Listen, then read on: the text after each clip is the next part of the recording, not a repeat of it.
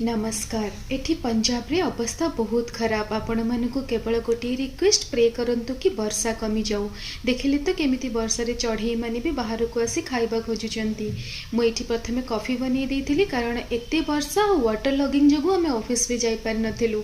और मु तांको स्ट्रिक्टली मना कर देइथिली कि हमें छुट्टी नबा चाहे किछि भी हे जाऊ कारण बाहर बहुत पानी और सबु जगह रे पानी भरी जाइछि। बहुत डर भी लागुछि।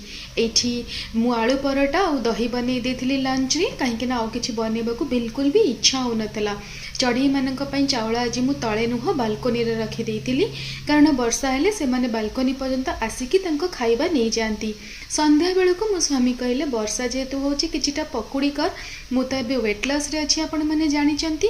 तेणु मु तांको कहली तमे आसिकी छाणो और तमे खाओ, मु तो जम्मा खाइबिनी। राति रे टिके बाहर को जाई देखिलु गाड़ी गुरा रे पानी पसिछि ना नाही।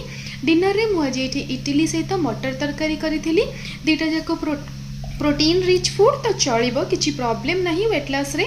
तो ये मो हस्बैंड खाइला परे कहले कि वाओ बहुत टेस्टी होइतिला। रहिली। जय जगन्नाथ। प्लीज